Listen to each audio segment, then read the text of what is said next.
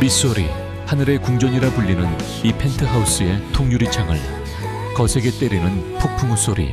내 이름은 윤민서. 이 거대한 유리성의 새 가정부로 들어온 지 사흘째 되는 밤이었다. 그는 침실에 없었다. 나는 그를 서재에서 발견했다. 값비싼 위스키 냄새가 젖은 비 냄새와 뒤섞여 코를 찔렀다. 나의 주인 권지혁 대표. 그는 바닥에 주저앉아 있었다. 주변에는 값비싼 크리스털 잔의 유리 조각이 흩어져 있었다. 오늘이 그의 죽은 형제 혹은 어머니의 기일이라는 것을 다른 직원들의 수군거림으로 알고 있었다. 그는 테라스에 나갔던 것인지 비에 흠뻑 젖어 있었다. 그는 취해 있었지만 끔찍할 정도로 조용했다. 나는 깨진 유리를 치우기 위해 조심스럽게 다가갔다.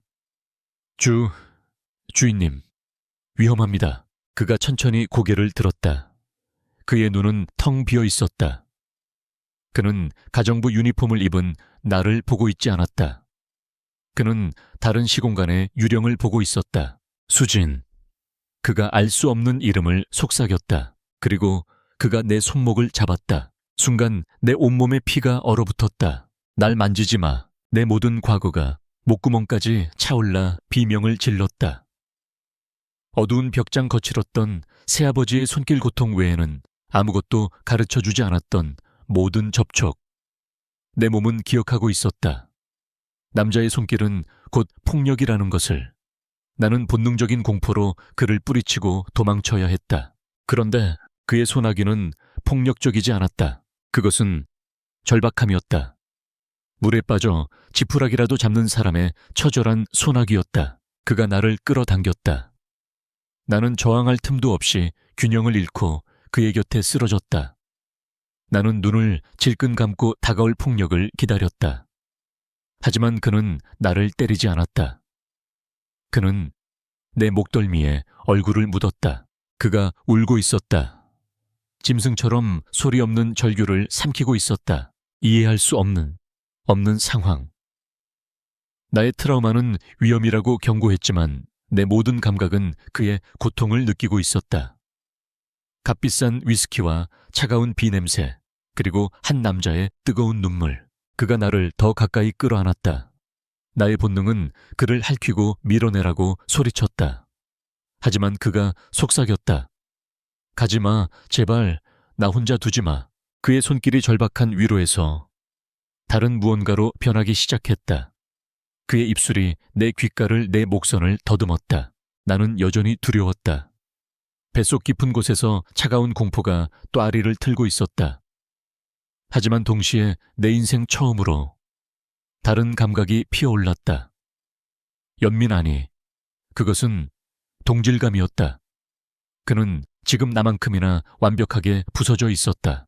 그의 젖은 손이 서툴게 내싸구려 유니폼의 단추를 더듬었다. 내 이성은 도망치라고 비명을 질렀지만 그의 손길은 나를 아프게 하지 않았다.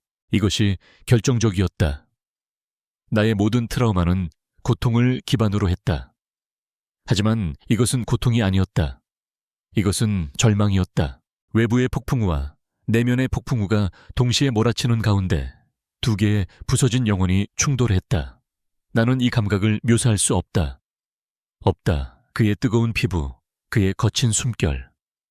그리고 이 가장 끔찍하고 무서워야 할 행위 속에서 내가 느끼고 있는 이 기묘한 안전함은 무엇이란 말인가. 오직 공포와 고통에만 반응하도록 길들여졌던 내 몸이 난생 처음으로 낯선 욕망에 반응하고 있었다. 이것은 내 트라우마에 대한 완벽한 배신인가, 혹은 가장 기괴한 방식의 치유인가. 우리는 값비싼 페르시아 양탄자 위로 무너졌다. 그것은 광란이었고 절박했으며 혼란 그 자체였다. 사랑이 아니었다. 그것은 명백한 충돌이었다. 하지만 내 평생 처음으로 나는 부서지지 않으면서 누군가에게 안겼다. 나는 윤민서 포비의 아침의 빛은 언제나 정직해서 잔인하다. 나는 눈을 떴다. 온몸이 비명을 질렀고 익숙하지 않은 최고급 실크 시트가 내 피부에 감겨 있었다. 여긴 내 방이 아니었다. 머리가 아픈 것보다 더 빠르고 선명하게 어젯밤의 기억이 산산조각난 파편처럼 밀려왔다. 폭풍 후 그의 눈물, 깨진 유리, 그리고 충돌. 내가 무슨 짓을 한 거지?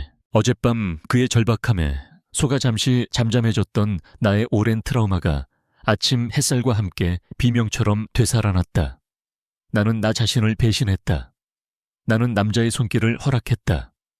낯선 남자, 그것도 나의 주인을 역겨웠다.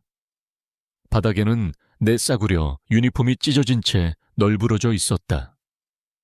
나는 비명을 지르며 실크시트로 간신히 몸을 가렸다. 그때 욕실 문이 열리고 그가 걸어 나왔다. 권지혁 대표.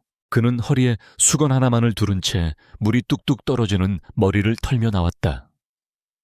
붉게 충혈된 눈, 지독한 숙취에 시달리는 얼굴.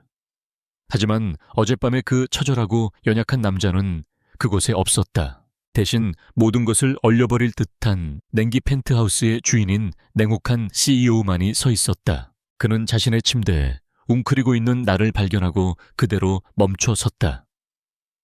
그는 나를 바닥에 떨어진 내 유니폼을, 그리고 서재 바닥에 엉망진창이 된 흔적들을 차례로 훑어보았다. 그는 내가 괜찮은지 묻지 않았다. 그는 웃었다. 경멸과 자기 혐오가 뒤섞인 차갑고 날카로운 비웃음이었다. 대단하군. 그의 눈은 이 모든 것이 돈을 노린 나의 계획적인 유혹이었다고 말하고 있었다. 그는 어젯밤 자신이 얼마나 절박했는지, 자신이 어떻게 울부짖었는지 기억하지 못하는 듯 했다. 그는 오직 침대 위에 가정부라는 실수만을 기억했다. 나는 필사적으로 변명했다. 아닙니다. 주인님, 어젯밤에 주인님이 너무... 그가 내 말을 잘랐다. 그 한마디는 지난밤의 그 어떤 행위보다 나를 더 깊이 베었다. 얼마면 돼? 나는 숨을 쉴 수 없었다. 이 질문. 이것은 내가 평생 도망쳐왔던 힘을 가진 남자들이 약한 여자에게 가하는 가장 잔인한 폭력이었다. 그는 금고로 걸어가더니 두꺼운 현금 봉투를 꺼냈다. 5만 원짜리 다발이었다. 그는 그것을 내게 건네주지 않았다. 그는 봉투를 내 얼굴에 던졌다. 바이올리엄 돈다발이 터지며 침대 위로, 그리고 내 몸 위로 지폐가 비처럼 흩날렸다. 이것은 완벽한 굴욕이었다. 가거져. 그의 목소리는 북극의 얼음보다 차가웠다. 그 돈 가지고 당장 내 집에서 사라져. 그리고 다시는 내 눈앞에 나타나지 마. 넌 해고야. 이것이었다. 이것이 남자였고 이것이 권력이었다. 어젯밤의 그 기묘한 교감과 치유는 전부 거짓이었다. 그것은 그저 다른 방식의 유린이었을 뿐이다. 나의 트라우마가 옳았다. 남자의 부드러움은 더 큰 폭력을 위한 미끼일 뿐이다. 나는 돈에는 손도 대지 않았다. 찢어진 유니폼을 꿰어입고 공포에 질려 비틀거리며 그 방을 뛰쳐나왔다. 나는 그 궁정 같은 펜트하우스를 나를 판단하는 듯한 아침 햇살 속을 도망쳤다. 그 후로 몇 달, 나는 다시 지하의 곰팡 내 나는 옥탑방으로 돌아왔다. 최고급 에이전시에서는 불미스러운 일로 해고된 나를 블랙리스트에 올렸고 나는 어떤 제대로 된 일도 구할 수 없었다. 몸이 계속 아팠다. 그리고 곧 지독한 아침이 시작되었다. 입덧이었다. 아닐 거야. 나는 부정했다. 제발. 단 하룻밤이었잖아. 나는 차가운 화장실 바닥에 주저앉아 가장 싼 임신 테스트기를 손에 들고 있었다. 시간이 흘렀다. 누졸, 선명하고 붉은 두 개의 선. 그것은 나에게 사형 선고처럼 보였다. 나는 혼자였다. 끔찍한 과거의 트라우마에 시달리고 새로운 굴욕의 트라우마에 짓밟혔다. 그런데 이제 내 이름조차 기억 못할 내 얼굴에 돈을 던진 그 남자의 아이까지 가졌다. 나는 모든 것을 끝내버릴까 생각했다. 나를 짓누르는 이 과거와 희망 없는 미래, 그 모든 것이 숨을 막아왔다. 하지만 시간이 흘러 배가 불러왔을 때 다른 것이 느껴졌다. 나를 때렸던 새아버지의 아이가 아니었다. 나를 유린했던 그 어떤 남자의 아이도 아니었다. 이 아이는 폭력 속에서 잉태되지 않았다. 적어도 내가 알던 그 폭력은 아니었다. 이 아이는 고통 속에서 두 개의 부서진 영혼이 충돌하던 그 폭풍우 속에서 생겨났다. 그날 밤 나와 함께 그 폭풍을 견뎌낸 유일한 생명체, 이 아이는 내 아이다. 출산은 외롭고 고통스러웠다. 작은 동네 병원에서 나는 아들을 낳았다. 아름다운 내 아들. 나는 그 아이의 이름을 도윤이라고 지었다. 하지만 아이가 자랄수록 나의 악몽이 다시 시작되었다. 아이는 권지혁의 눈을 가졌다. 서늘하고 깊은 그 눈매. 집중할 때 미간을 찌푸리는 그 표정. 그는 권지혁의 완벽한 복제품이었다. 나는 윤민서 POV의 5년이 흘렀다. 시간은 기억을 무디게 만드는 것이 아니라 어떤 기억은 화석처럼 더 단단하게 굳히기도 한다.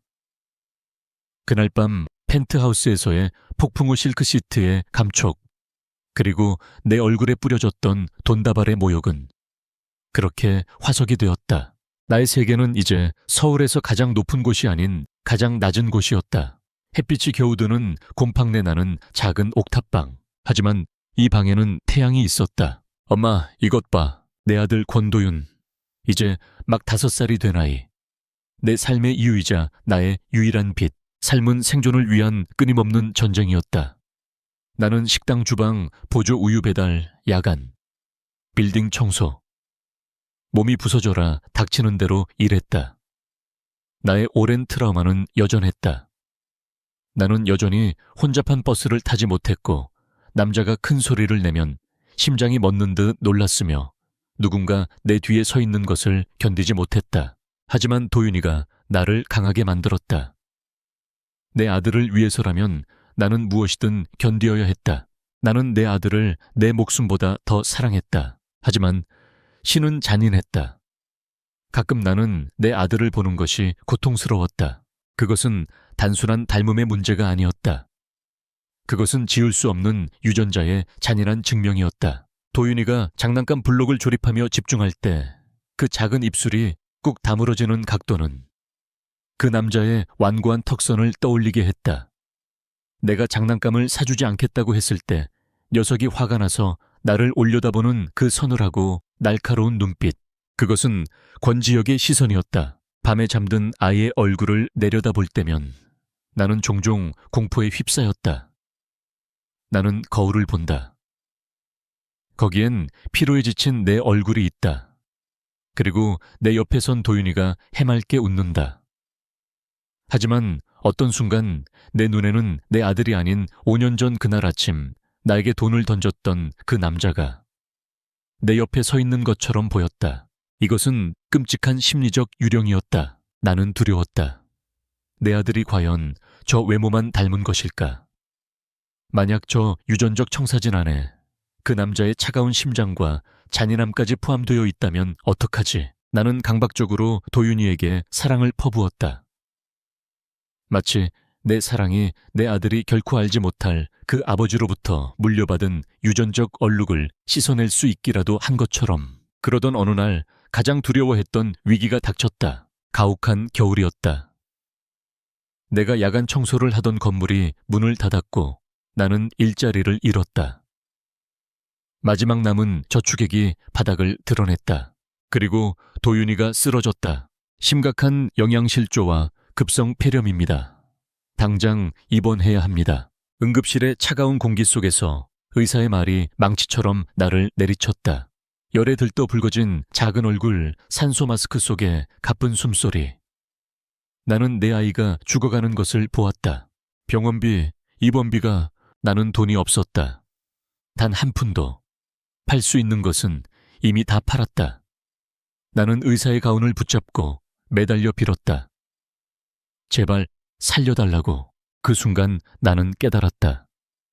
나의 자존심은 사치였다.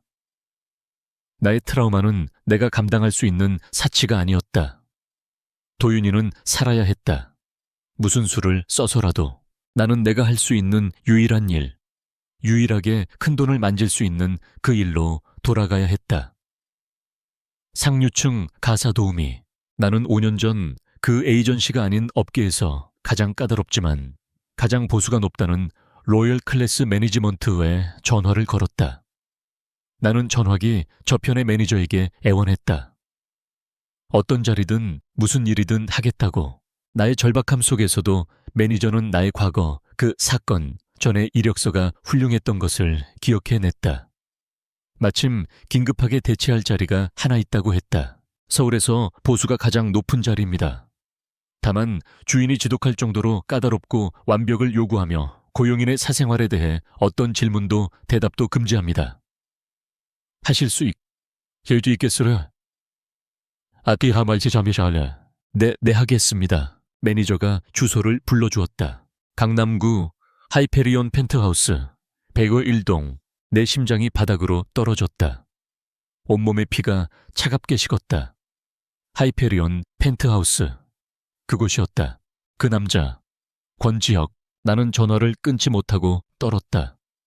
다시 돌아가라고, 그 지옥으로 내 아들의 얼굴에 박제된 그 유령을 직접 마주하라고. 내 트라우마가 안 돼 도망쳐 라고 비명을 질렀다. 나는 산소 마스크를 쓴 채 가늘게 숨을 몰아쉬는 도윤이를 바라보았다. 그리고 내 아들을 향한 사랑이 내 트라우마의 비명보다 더 크게 외쳤다. 가겠습니다. 그래, 가겠다.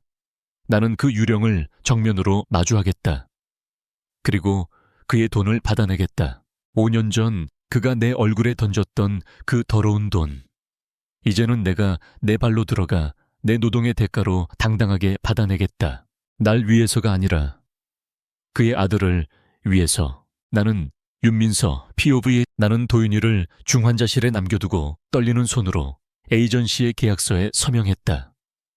계약서에는 내가 받는 막대한 급여와 함께 고용주에 대한 절대적 비밀 유지 조항이 붉은색으로 강조되어 있었다. 도윤이의 병원비가 산더미처럼 쌓여가고 있었다. 내게는 선택지가 없었다. 개인 엘리베이터. 5년 전 내가 수치심 속에서 도망쳐 나왔던 바로 그 공간. 차가운 금소금과 함께 문이 열렸을 때 나는 숨을 참아야 했다. 냄새. 모든 것이 그 냄새로 되살아났다. 값비싸고 차가우며 텅 비어있는 공기. 그리고 그 공기 속에 희미하게 배어있는 위스키 향과 최고급 가죽 냄새. 그날 밤의 기억이 나를 덮쳤다. 트라우마가 발목에서부터 차갑게 기어 올라왔다. 손바닥에 땀이 찼다. 나는 이 문으로 도망쳤었다. 그런데 지금 나는 빳빳하게 다려진 새로운 회사의 최고급 메이드 유니폼을 입고 다시 걸어 들어가고 있었다. 펜트하우스는 변한 것이 거의 없었다. 도시 전체를 발 아래 둔 거대한 통유리창, 값을 매길 수 없는 그림들, 그리고 서재 입구에 깔린 그 페르시아 양탄자. 우리가 충돌했던 바로 그 자리. 나는 위액이 역류하는 것을 간신히 참아냈다. 나를 맞이한 것은 새로운 가정 총괄 매니저 김 실장이었다. 얼음처럼 차가운 인상의 중년 여성이었다. 그녀는 나를 위아래로 훑어보더니 태블릿을 넘기며 규칙을 읊었다. 여기 규칙은 간단하지만 절대적입니다, 윤민서 씨.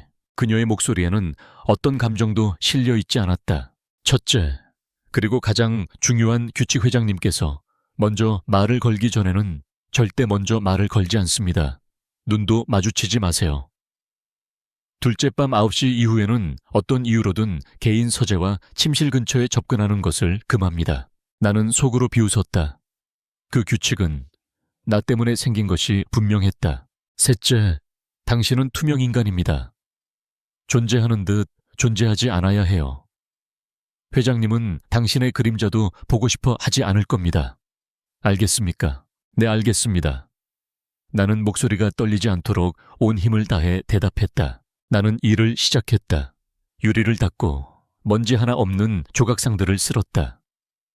이 궁전의 모든 소리, 모든 울림이 내 신경을 날카롭게 자극했다.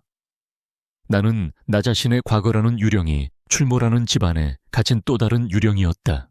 그리고 저녁이 되어 엘리베이터의 도착음이 울렸다. 사자가 자신의 영역으로 돌아왔다. 심장이 멎는 것 같았다.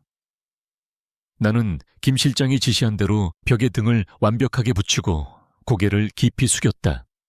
감히 쳐다볼 수 없었다. 그가 나를 지나쳐갔다. 권지혁. 5년의 세월은 그에게서 어젯밤의 그 절망적인 흔적을 모조리 지워버렸다. 그는 더 차가워졌고 더 날카로워졌으며 완벽한 수트를 입은 채 얼음 같은 권력의 냄새를 풍겼다. 그는 비와 절망이 아니라 돈과 통제의 냄새를 풍겼다. 그는 나를 힐끗 쳐다보지도 않았다. 나는 존재하지 않았다. 나는 그저 새로 들여온 가구나 복도를 장식하는 값비싼 화병 같은 존재에 불과했다. 그는 나를 알아보지 못했다. 안도감의 거대한 파도가 나를 덮쳤다. 살았다. 하지만 그 안도감 바로 뒤편에서 지독하게 쓰라린 모욕감이 차올랐다. 내 인생 전체를 뒤바꾸고 내 몸에 지울 수 없는 흔적 도윤을 남긴 그 격렬했던 하룻밤이 그에게는 다음날 아침 가정부의 얼굴조차 기억하지 못할 만큼 그렇게 하찮고 아무것도 아니었단 말인가. 그 순간부터 나의 진짜 심리적 고문이 시작되었다. 나의 하루는 살아있는 지옥이 되었다. 나는 매일 아침 그의 침실을 청소했다. 5년 전 그가 내게 돈다발을 던졌던 바로 그 거대한 침대 시트를 갈았다. 나는 서재를 청소하며 그 양탄자 위에는 발을 디디지 않으려 애썼다. 나는 술에 취한 유령이 아닌 냉철한 CEO 권지혁을 관찰했다. 그는 일할 때 무자비했다. 전화기 너머로 단호하고 날카로운 문장으로 상대를 제압했다. 그는 절대 웃지 않았다. 모든 것이 완벽하게 통제되어 있었다. 나는 매 순간 발각될지도 모른다는 공포 속에서 살았다.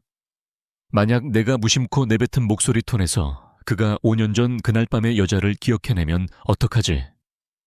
만약 내가 오직 나만이 아는 그 위스키 얼룩 자국을 유난히 더 세게 닦는 것을 그가 눈치채면 어떡하지? 나는 지옥 같은 노동이 끝나면 녹초가 된 몸을 이끌고 병원으로 달려갔다. 그리고 산소 호흡기 아래 잠든 내 아들 도윤이의 작은 손을 잡았다. 도윤이는 잠결에 뒤척이며 권지혁과 똑같은 눈매로 나를 바라보았다. 그리고 나는 다시 그 펜트하우스로 돌아와 진짜 권지혁에게 저녁 식사를 차려주었다. 나는 두 개의 삶을 동시에 살고 있었다. 그러던 어느 날 나는 거의 심장이 멎을 뻔했다. 그의 서재 책상을 청소하던 중이었다. 그곳에는 그의 어린 시절 사진이 담긴 작은 액자가 있었다. 나는 그 사진을 보고 숨을 삼켰다. 사진 속에 까맣고 고집세 보이는 남자아이는 나의 도윤이와 소름 끼치도록 똑같이 생겼다. 나는 너무 놀라 액자를 거의 떨어뜨릴 뻔했다. 그때였다. 등 뒤에서 그의 목소리가 들린 것은 내 책상에는 손대지 말라고 했을 텐데 그가 언제 들어왔는지도 몰랐다. 나는 얼어붙었다. 나는 황급히 액자를 내려놓고 돌아섰다. 죄송합니다, 회장님. 내 목소리가 모기처럼 기어들어갔다. 그가 멈칫했다. 그는 나를 빤히 쳐다보았다. 무언가를 기억해내려는 듯 그의 날카로운 눈이 내 얼굴 고개를 숙이고 있었지만 훑었다. 내 심장이 가슴을 뚫고 나올 듯이 뛰었다. 시간이 영원처럼 흘렀다. 이윽고 그는 아무것도 아니라는 듯 고개를 저었다. 나가봐. 나는 도망치듯 서재를 빠져나왔다. 그는 나를 알아보지 못했다. 아직은. 하지만 나는 그를 알아보았다. 나는 괴물을 알아보았고 내 아들의 아버지를 알아보았다. 고문은 이제 막 시작일 뿐이었다. 나는 윤민서 POV 펜트하우스는 차가운 완벽함 속에서 반짝였다. 오늘은 권지혁 회장과 그와 사업적으로 약혼한 한성그룹의 후계녀 한윤희의 공식적인 약혼 파티가 열리는 날이었다. 나는 은식기를 닦고 있었다. 유령처럼. 김 실장은 모든 직원들에게 그림자조차 보이지 말라고 경고했다. 이 성스러운 결합에 흠집을 낼 수 있는 것은 아무것도 없어야 했다. 나는 내 자신의 아이러니에 질식할 것 같았다.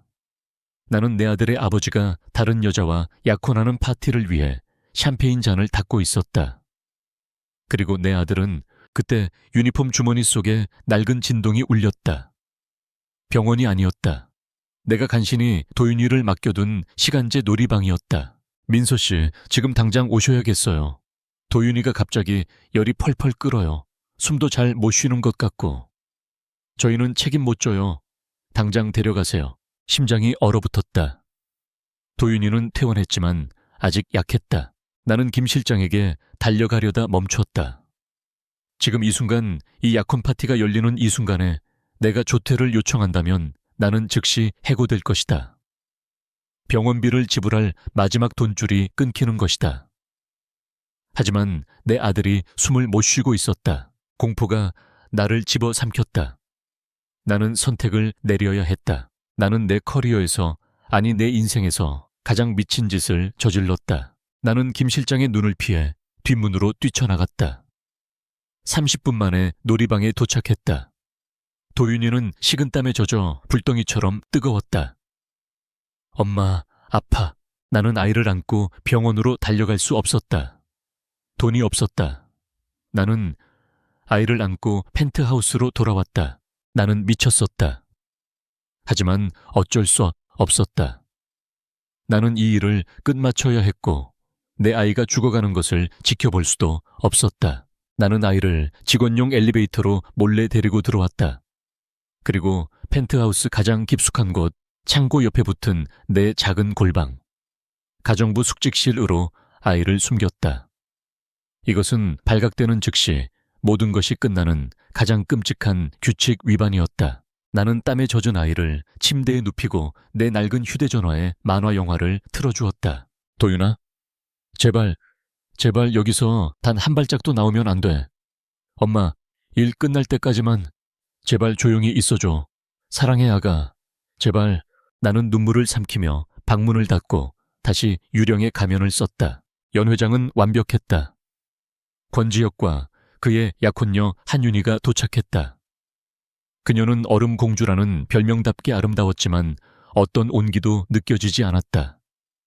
그녀는 완벽한 파트너였다. 두 사람은 사랑이 아닌 두 거대 제국의 합병 계약서처럼 보였다. 나는 떨리는 손으로 그들에게 샴페인을 날랐다. 내 손끝은 얼음장 같았다. 50m 떨어진 저 어두운 골방에 나와 그의 아들이 불덩이 같은 열에 시달리며 숨어 있는데 나는 이 잔인한 연극의 무대 장치였다. 파티가 절정에 달했다. 모든 거물급 손님들이 모였다. 그때였다. 골방에서 도윤이는 지루했다. 엄마는 오지 않았다. 목이 말랐다. 낡은 휴대전화는 배터리가 나가 꺼져버렸다.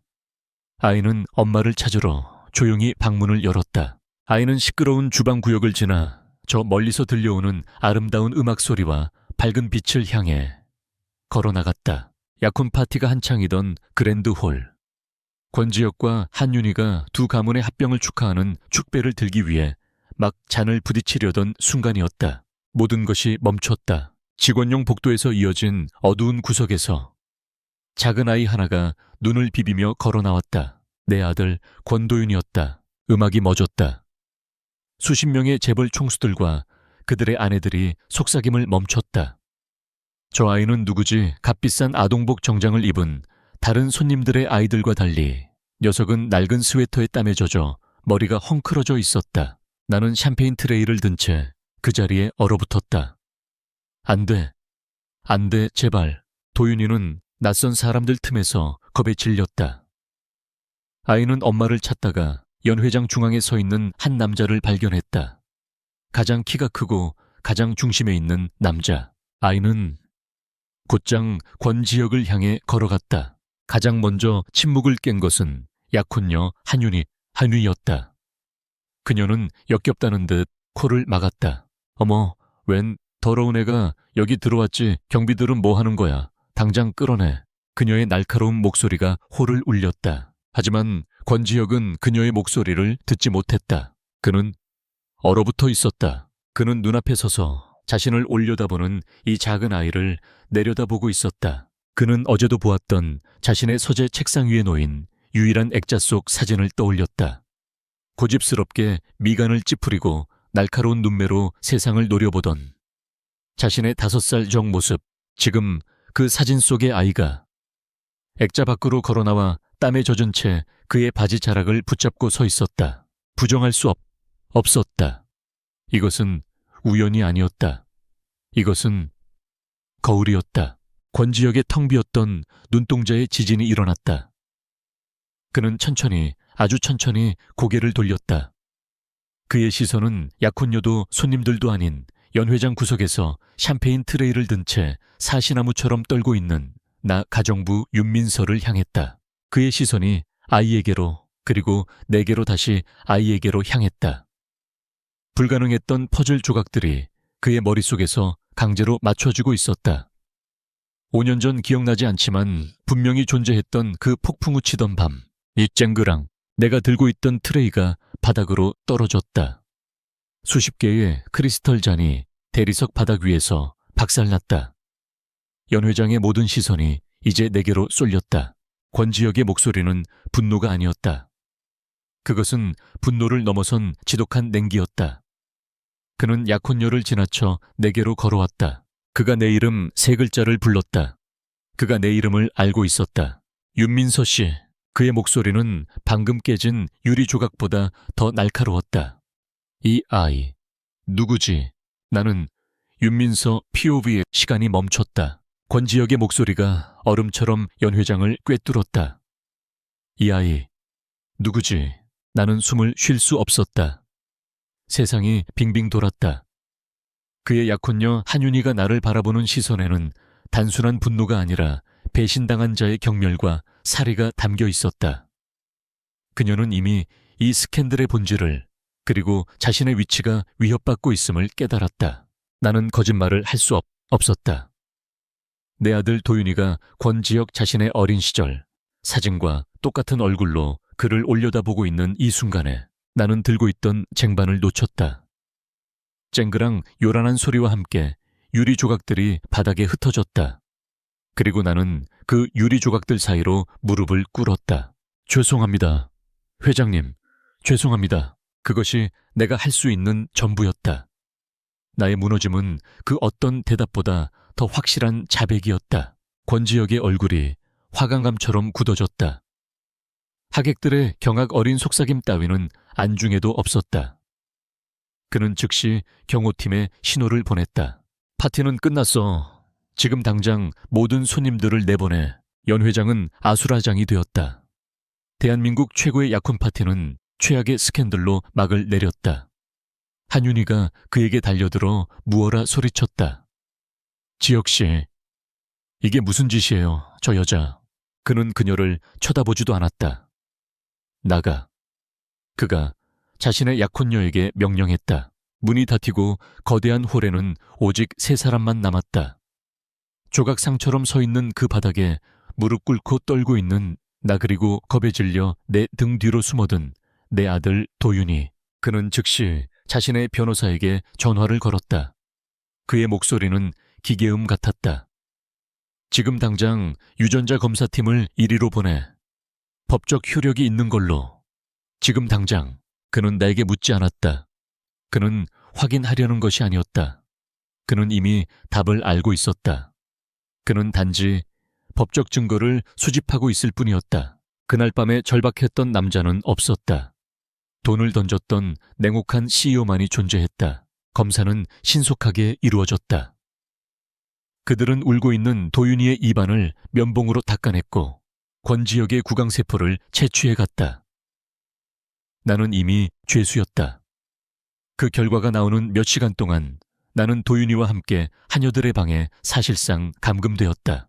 다음 날 아침, 변호사가 직접 서류를 들고 왔다.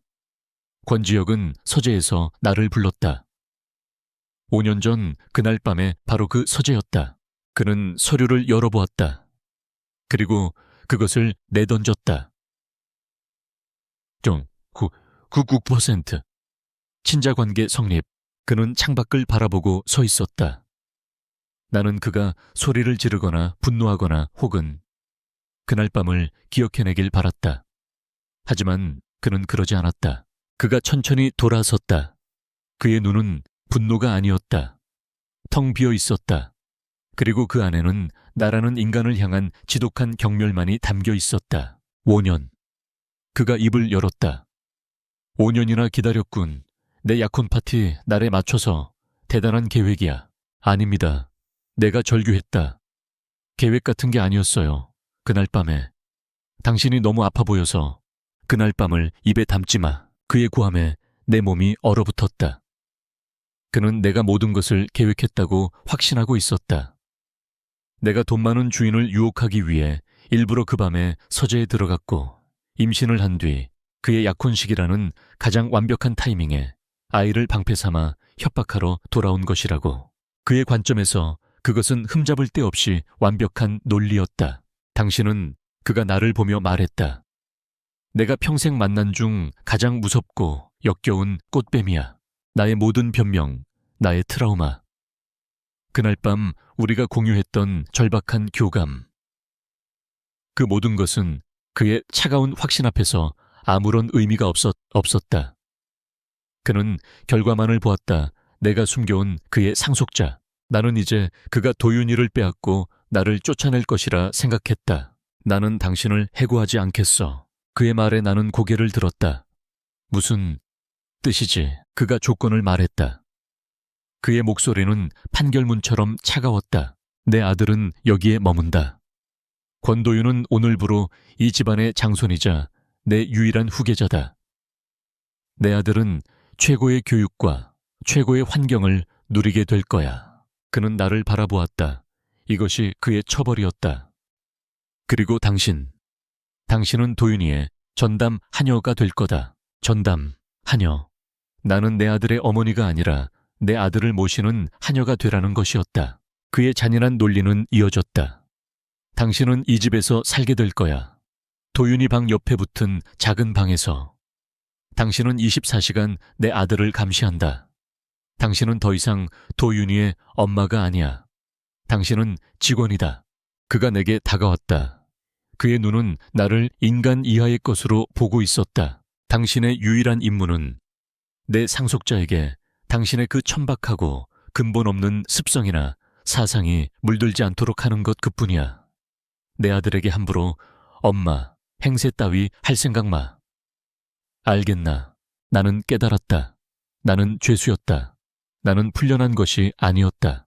이곳은 집이 아니었다. 이곳은 세상에서 가장 화려하고 가장 비싼 금박을 입힌 새장이었다. 그는 아들을 원했고 그 아들을 낳은 여자는 지워버리고 싶어 했다. 나는 도윤이의 곁에 있을 수 있지만 도윤이를 안을 수 없었다. 나는 내 아들을 도련님이라고 불러야 할지도 몰랐다. 권지혁은 내게서 모든 것을 빼앗아갔다. 5년 전에는 내 존엄을 그리고 오늘은 내 아들의 어머니가 될 권리마저도. 나는 윤민서 POV 나의 새로운 삶, 아니 나의 새로운 감옥 생활이 시작되었다. 나는 도윤이의 궁전처럼 꾸며진 침실, 바로 옆 창문도 없는 작은 직원용 방에 배정되었다. 그것이 권지혁의 배려이자 잔인한 족쇄였다. 도윤이는 혼란스러워했다. 엄마, 왜 또 그 옷 유니폼 입어? 우리 집에 왜 안 가? 이 아저씨 집 싫어. 나는 5살짜리 아들에게 이 복잡하고 잔인한 어른들의 관계를 설명할 수 없었다. 나는 그저 아이를 안고 속삭여야 했다. 도윤아, 여긴 엄마 회사야. 여기서 일해야 도윤이 맛있는 거 사줄 수 있어. 하지만 권지혁 앞에서는 그조차 허용되지 않았다. 그는 내게 어머니로서의 역할을 금지시켰다. 나는 그의 앞에서 도윤이를 안아줄 수 없었고 그에게 애정 표현을 할 수도 없었다. 나는 윤민서 씨 혹은 가정부여야 했다. 도윤이가 내게 달려와 안기려 할 때 나는 그의 차가운 시선을 느끼며 몸을 굳혀야 했다. 내 아들을 밀어내야 하는 고통. 그것은 그가 내 얼굴에 돈을 던졌을 때보다 더한 고통이었다. 권지혁은 통제관계였다. 그는 나를 감시했다. 그는 내가 그께 꽃뱀의 본색을 드러내길 기다렸다. 내가 자신을 유혹하거나 물건을 훔치거나 혹은 돈을 요구하는 순간을 기다렸다. 하지만 그는 자신이 기대했던 것을 보지 못했다. 그는 탐욕스러운 꽃뱀 대신 극한의 공포에 질린 여자를 보았다. 첫 번째 사건은 남자 정원사가 정원에 대해 무언가를 물어보기 위해 내 뒤로 너무 빨리 다가왔을 때 일어났다. 그는 내 어깨를 툭 치기 위해 손을 들었다. 나는 그의 동작을 보지 못했다. 나는 단지 내 뒤에서 갑자기 솟아오른 남자의 손 그림자만을 감지했다. 안 돼. 내 몸이 먼저 반응했다. 나의 과거가 나를 덮쳤다. 나는 들고 있던 쟁반을 떨어뜨리고 그 자리에 웅크린 채 머리를 감싸 쥐었다. 나를 때리던 새아버지의 손, 그 어둡던 벽장. 통제불능의 비명이 내 목을 찢고 터져 나왔다. 나는 그것이 정원사라는 것을 깨달았을 때 창백해진 얼굴로 숨을 몰아쉬었다. 그리고 그 순간 나는 서재 입구에 서서 이 모든 광경을 지켜보고 있는 권지혁을 보았다. 그의 눈은 경멸이 아니었다. 그것은 당혹감이었다. 그는 방금 내가 보인 반응이 영이나 계산된 행동이 아니라 뼈에 사무친 병적인 반응임을 깨달았다. 그는 계산적인 여자가 아니라 완벽하게 망가진 동물을 보고 있었다. 그리고 두 번째, 악몽이었다. 이 펜트하우스에서 잠드는 밤은 고문이었다. 5년 전 그날 밤의 기억과 그보다 더 오래된 나의 지옥 트라우마 이 뒤섞였다. 나는 매일 밤 벽장에 갇히는 꿈을 꾸었다. 잘못했어요. 제발 잠그지 마세요. 제발. 나는 비명을 지르며 깼다. 내 방은 도윤이의 방과 연결되어 있었고 불면증에 시달리는 권지혁은 그 소리를 들었다. 어느 날 밤 그는 내 방문을 열었다. 나는 침대 위가 아닌 방구석에 무릎을 끌어안고 웅크린 채 식은땀에 흠뻑 젖어 공황 상태로 떨고 있었다. 권지혁은 아무 말도 하지 않았다. 그는 그저 문간에 서서 나를 바라보았다. 논리의 남자 권지혁은 깨닫기 시작했다. 이것은 연기가 아니다. 이 여자는 나를 만나기 훨씬 이전부터 이미 깊이 망가져 있었다. 그의 머릿속 서사가 복잡해지기 시작했다. 만약 내가 원래부터 이토록 망가진 여자였다면 5년 전 그 폭풍우 치던 밤은 정말로 나의 계획된 유혹이었을까 아니면 그가 기억하지 못하는 다른 무언가였을까? 그의 얼음에 균열이 가기 시작할 무렵 또 다른 위협이 닥쳤다. 그의 약혼녀 한윤희. 약혼은 깨지지 않았다. 그것은 두 그룹의 합병이 걸린 문제였다. 도윤이의 등장은 그녀에게 장애물이었고 나는 제거 대상이었다.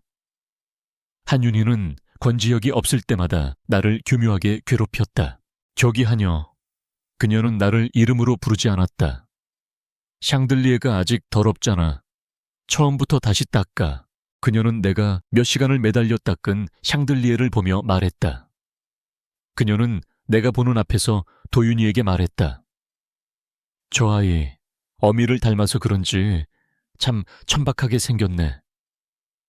그녀는 실수로 내 손등 가까이에 뜨거운 찬물을 쏟기도 했다. 나는 모든 것을 참았다.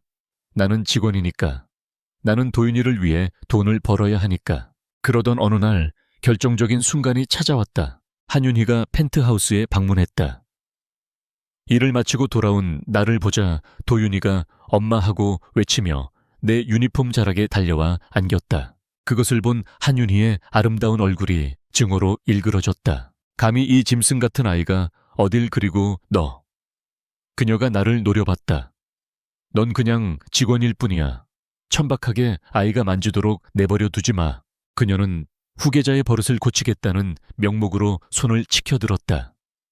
그녀가 때리려 한 것은 내가 아니라 내 아들 도윤이었다. 내 몸이 얼어붙어졌다. 트라우마가 나를 덮쳐 아들을 보호하지도 못하게 막아섰다. 그때였다. 그만해. 권지혁의 목소리였다. 그가 복도에서 걸어나와 한윤희가 내리치려던 손목을 공중에서 낚아챘다.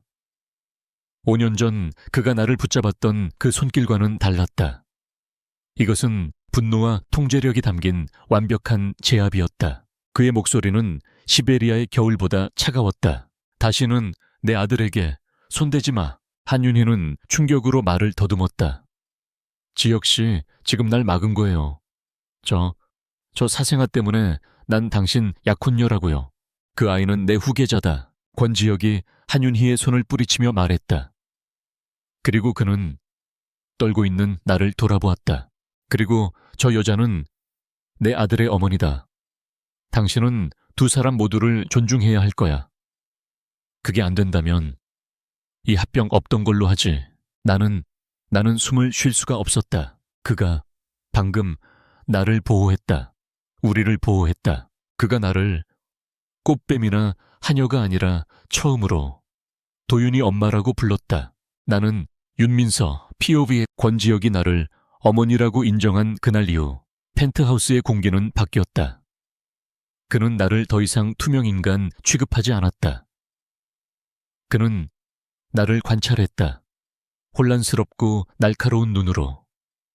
마치 자신이 알고 있던 모든 사실을 처음부터 다시 재조립하려는 사람처럼. 하지만 그가 내게 보여준 작은 보호막은 그의 약혼녀 한윤희의 증오의 불을 질렀다. 며칠 뒤 권지혁은 긴급 이사회로 본사에 가고 없었다. 한윤희는 그가 없다는 것을 정확히 알고 펜트하우스에 나타났다. 그녀는 더 이상 우아한 상류층의 가면을 쓰지 않았다. 내가 이긴 것 같아. 이 천한 거사. 그녀는 내 뺨을 거칠게 후려쳤다. 나는 비명도 지르지 못하고 바닥에 쓰러졌다. 그녀는 도윤이를 건드릴 수 없다는 것을 알았다. 권지혁이 금지했으니까. 그래서 그녀는 나를 겨냥했다. 감히 내 자리를 넘봐 주제도 모르고. 네가 어디서 기어나왔는지, 네 과거가 얼마나 더러운지 내가 모를 줄 알았어. 그녀가 나를 조사했다. 그녀는 나의 모든 것을 알고 있었다. 나의 지옥, 나의 트라우마. 그녀가 경호원들에게 눈짓했다. 그들은 나를 짐짝처럼 끌고 갔다. 안 돼, 안 돼. 그들은 나를 펜트하우스 지하 서비스층에 있는 작은 창고형 유틸리티 룸으로 끌고 갔다. 나는 그것이 무엇인지 깨닫고 공황 상태에 빠졌다. 어둠, 좁은 공간. 제발, 제발 어두운 곳은 안 돼요. 제발. 이것은 나의 가장 깊은 악몽이었다. 나를 학대했던 새아버지가 나를 벌주던 방식. 그가 나를 벽장에 가두었던 기억. 한윤희는 혐오스럽다는 듯 웃었다. 여기서 내 자리가 어딘지, 네가 얼마나 보잘것없는 존재인지 뼈저리게 반성하고 있어, 한여야. 철컥. 문이 잠겼다.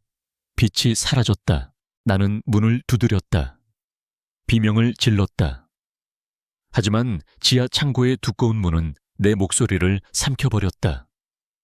먼지 냄새와 차가운 쇠 냄새. 이곳은 더 이상 펜트하우스가 아니었다. 이곳은 15년 전에 그 지옥 같은 벽장이었다. 나는 새아버지가 문 밖에서 웃는 소리를 들을 수 있었다. 숨을 쉴 수 없었다. 폐가 쪼그라들었다. 나는 벽을 긁었다. 손톱이 부러지는 것도 몰랐다. 나는 시간을 잃었다. 나는 더 이상 하녀 윤민서가 아니었다. 나는 그저 구석에 웅크린 채 망가진 짐승이었다. 권지혁이 돌아왔을 때 집은 너무 조용했다. 그것이 그를 불안하게 했다. 도윤이가 울면서 아빠의 방으로 달려왔다. 아빠, 엄마가 없어졌어. 권지혁은 즉시 보안 로그를 확인했다. 한윤희가 다녀갔다. 그리고 나는 사라졌다. 그의 새로운 보호 본능이 발동했다. 그는 집안 전체를 뒤졌다. 그리고 지하 유틸리티 룸에 잠긴 문을 발견했다. 그는 문 안쪽에서 들려오는 짐승이 긁는 듯한 희미한 소리를 들었다. 그는 열쇠를 찾지 않았다. 그는 문을 어깨로 부수고 들어왔다. 그는 그곳에서 나를 발견했다.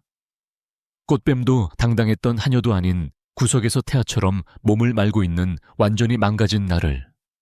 나는 초점 없는 눈으로 그를 올려다보며 중얼거렸다. 잠그지 마세요. 제발. 잘못했어요.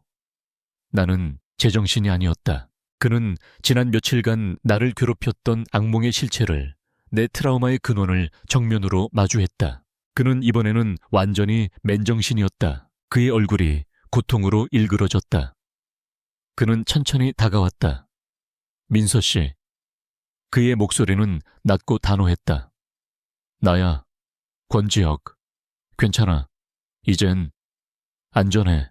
그는 자신의 값비싼 수트 재킷을 벗어 떨고 있는 나를 감쌌다. 그리고 나를 아이처럼 안아들었다. 그는 나를 내 골방이나 손님방이 아닌 그의 침실 5년 전 그날에 바로 그 침대로 데려갔다. 하지만 이번에는 모든 것이 달랐다. 그는 술에 취하지 않았다. 나는 절망 속에서 충돌하지 않았다. 나는 산산조각 나 있었다. 그는 나를 침대에 앉히고는 몇 시간이고 그저 나를 안아주었다. 공황 발작이 잦아들기를 기다려 주었다. 그는 물을 가져다 주었고 아무것도 요구하지 않았다. 나는 그의 품 안에서 떨었다. 내 몸은 어둠 뒤에는 고통이 따른다고 프로그래밍 되어 있었다. 하지만 고통은 없었다. 대신 온기만이 있었다.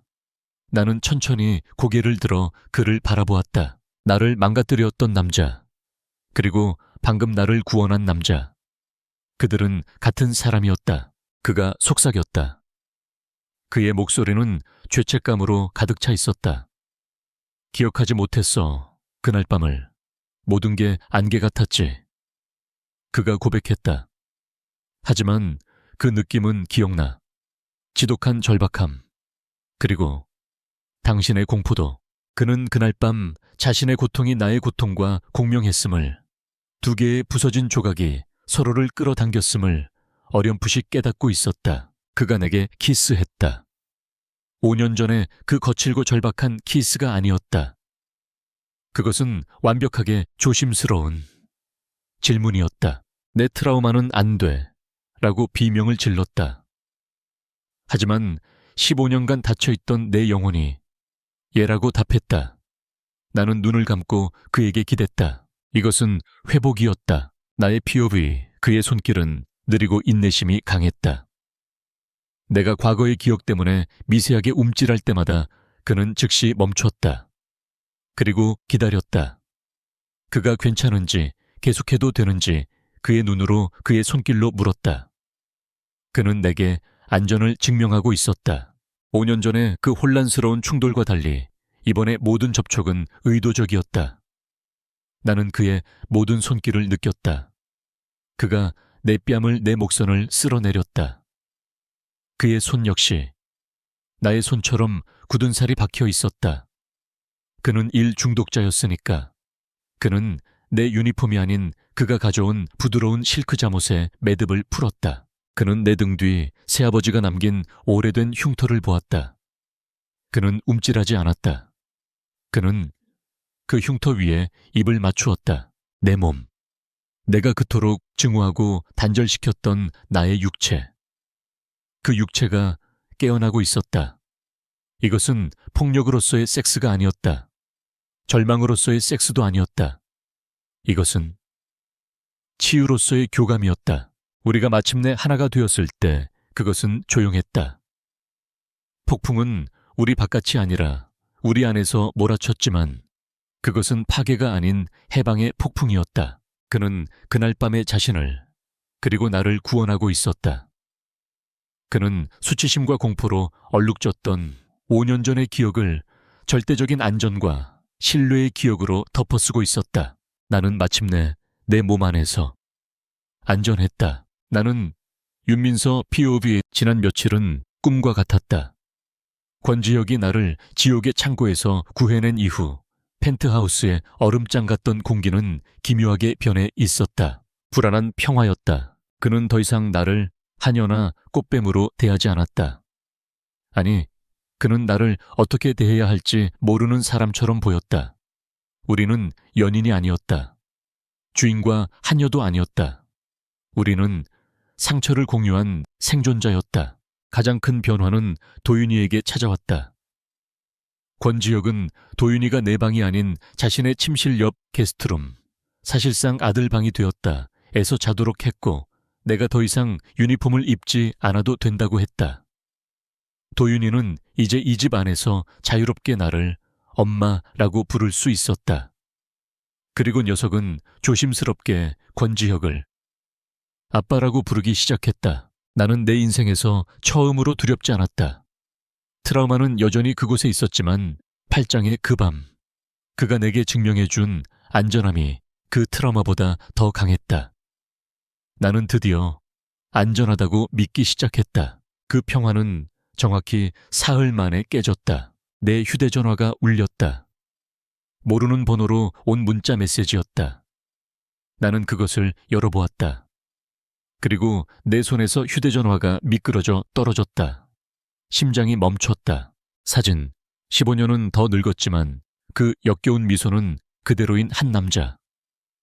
누렇게 뜬 이빨을 드러내고 웃고 있는 나의 새아버지였다. 오랜만이다, 딸려나. 아주 대단한 새 돈줄을 찾았더군. 내 아비한테도 좀 나눠줘야지. 온몸에 피가 역류했다. 숨이 막혔다. 안 돼. 그는 감옥에 있었다. 그는 내 인생에서 사라졌어야 했다. 나의 모든 공포의 근원, 나를 벽장에 가두고 아니, 그가 어떻게 나를 찾았지? 때마침 권지혁이 방에 들어왔다. 그는 바닥에 떨어진 휴대전화와 사시나무처럼 떨고 있는 내 모습을 보았다.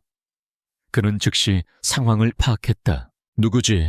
나는 떨리는 손으로 문자를 보여주었다. 그의 얼굴이 얼음처럼 굳어졌다. 그는 비서실에 전화를 걸어 무언가를 지시했다. 10분 뒤 그가 답을 얻었다. 한윤희. 그가 말했다. 한윤희가 그 자 오씨 성의 남자의 보석금을 대신 내주고 출소시켰어. 그리고 이 펜트하우스 주소를 주었군. 버림받은 약혼녀와 과거의 학대자.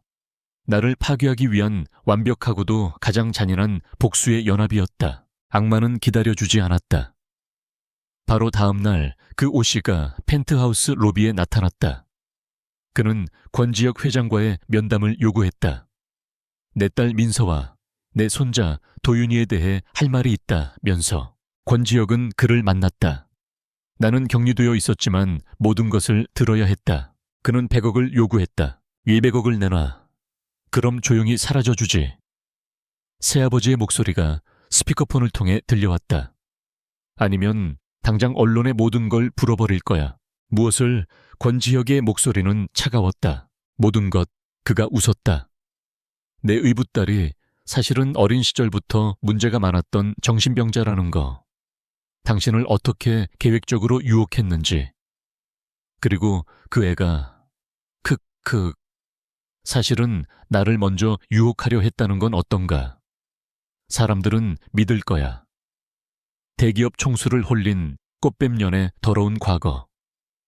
당신 명성, 당신 아들 명성, 그리고 당신 회사 주가. 전부 끝장나는 거지. 그것은 완벽한 협박이었다. 그는 나의 가장 깊은 상처를 뒤집어 나를 가해자로 만들려 하고 있었다. 이것이 권지혁에게 주어진 마지막 시험이었다. 나는 손상된 상품이었다. 그는 이미 나 때문에 완벽했던 약혼녀 한윤희를 잃었다. 이 사회는 그에게 분노하고 있었다. 그런데 이제 전과자 새아버지까지 나타났다. 심각한 PTSD를 앓고 있는 전직 하녀. 이 모든 것을 안고 갈 것인가? 나는 그가 나를 포기할 것이라 예상했다. 그것이 합리적이었다. 그는 사업가였다. 그는 손절매를 할 것이다. 그는 저 남자에게 돈을 주고 나와 도윤이를 그의 인생에서 영원히 지워버릴 것이다. 나는 다가올 고통에 대비하며 눈을 감았다. 나는 권지혁에게 말했다. 가세요. 도윤이만 데리고 나를 버리세요. 이건 내 유령이에요. 내가 처리해야 해요. 권지혁은 다시 공포에 질려 웅크린 나를 바라보았다. 그리고 휴대전화 속 협박범의 사진을 보았다. 그리고 책상 위 울고 있는 도윤이의 사진을 보았다. 그의 안에서 무언가가 결정되었다. 냉혹한 CEO도 팔짱의 그 밤처럼 부드러웠던 연인도 아니었다. 이제 자신의 영역을 침범당한 사자 시지가 깨어났다. 당신이 착각한 게 있어, 민서 씨. 그가 내 뺨을 감쌌다. 이건 더 이상 당신 유령이 아니야. 그의 눈에 불꽃이 튀었다. 그자는 내 아들을 위협했어. 그리고 내 가족을 건드렸어. 내 가족. 권지혁은 전쟁을 선택했다. 그는 돈을 지불하지 않았다. 그는 새아버지의 다음 미팅 제안을 수락했다. 다음 날 펜트하우스의 개인 응접실. 새아버지 오씨는 돈 가방을 받을 생각에 의기양양하게 나타났다. 그의 뒤에는 한윤희가 승리자의 미소를 지으며 따라붙었다. 그녀는 권지혁이 무너지는 꼴을 직접 보러 온 것이다. 그래서 돈은 준비했나 권 회장, 오 씨가 다리를 꼬며 물었다. 아니. 권지혁이 짧게 대답했다. 그리고 신호를 보냈다. 문이 열리고 쏟아져 들어온 것은 돈 가방이 아니라 프로메테스의 검찰 특수팀과 경찰들이었다. 뭐야, 이게 무슨 짓이야. 오 씨, 당신을 공갈 및 협박 혐의로 체포합니다. 하지만 그것이 끝이 아니었다. 권지혁은 지난 24시간 동안 잠을 자지 않았다. 그는 자신의 모든 정보망을 동원했다. 그는 오 씨가 과거 저질렀지만 증거 불충분으로 풀려났던 나의 어머니 사망 사건, 단순 추락사로 위장됐던 의 새로운 증거를 찾아냈다. 그리고 그가 과거 저질렀던 다른 사기 사건들의 피해자들을 모두 모았다. 이것은 단순한 협박 사건이 아니었다. 살인 및 사기 사건의 재수사였다. 그리고 한윤희 씨, 권지혁이 전 약혼녀를 바라보았다. 당신은 미성년자 권도윤에 대한 협박 공모 및 특수교사 혐의, 그리고 범죄자 도피교사 혐의로 체포합니다. 한윤희는 자신이 파놓은 함정에 스스로 빠졌다는 것을 깨달았다. 그녀의 가문 한성그룹은 이 끔찍한 스캔들에서 살아남기 위해 그 즉시 그녀를 버렸다. 모든 것이 끝났다. 나의 지옥이었던 두 개의 유령 새아버지와 한윤희가 동시에 내 눈앞에서 끌려나갔다. 한윤희는 내 이름을 부르며 나를 저주했다. 새아버지가 마지막으로 나를 향해 달려들었지만 권지혁이 내 앞을 막아섰다. 그리고 내 평생 처음으로 나는 움찔하지 않았다. 그는 내 유령에게서 나를 구해준 것이 아니었다. 그는 나의 유령을 파괴했다. 전쟁은 끝났다. 젠다, 나는 윤민서 POV의 모든 유령들이 사라졌다. 나의 지옥이었던 새아버지는 그가 저질렀던 모든 범죄, 나의 어머니를 죽음으로 몰고 간 정황과 다른 사기 사건들과 권지혁에 의해 낱낱이 밝혀져 다시는 빛을 보지 못할 감옥으로 보내졌다. 한윤희는 범죄 공모 혐의로 기소됨과 동시에 한성그룹에서 파혼당하고 쫓겨났다. 그녀의 가문은 몰락하는 권지혁이 아니라 건재한 권지혁과 손을 잡고 싶어 했기에 그녀를 제물로 바쳐 관계를 회복하려 애썼지만 권지혁은 그 손을 잡지 않았다. 펜트하우스는 고요해졌다. 그날 이후 몇 달이 흘렀다. 권지혁은 나에게 청혼하지 않았다. 우리의 관계를 정의하려 하지도 않았다. 화려한 결혼식이나 법적인 혼인신고서 따위가 우리가 겪어온 이 지독한 상처들을 치유할 수 없다는 것을 우리 둘 다 알고 있었다. 우리는 그저 함께 살아가고 있었다. 이곳은 더 이상 금박을 입힌 세장이 아니었다. 이곳은 우리의 보금자리가 되어가고 있었다. 그는 집안의 모든 잔인한 규칙들을 없앴다. 나는 더 이상 직원이 아니었다. 나는 그냥 윤민서였고 도윤이의 엄마였다. 권지혁은 세상 밖에서는 여전히 무자비하고 냉철한 CEO였지만 이 문 안에서는 다른 사람이 되어갔다. 그는 아빠가 되는 법을 배우고 있었다. 그것은 그에게 세상에서 가장 어려운 프로젝트처럼 보였다. 그는 서툴렀고 어색했다. 무엇보다 그는 트라우마 생존자의 파트너가 되는 법을 배우고 있었다. 그는 다시는 내 앞에서 큰 소리를 내지 않았다. 그는 방에 들어오기 전 항상 노크를 해서 자신의 존재를 알렸다. 그는 내가 악몽을 꾸고 깨어났을 때 나를 억지로 안심시키려 하거나 과거를 캐묻지 않았다. 그저 내가 다시 잠들 때까지 술이 아닌 따뜻한 우유를 가져와 내 곁에 조용히 앉아 있어 주었다. 그는 나의 경계를 존중했다.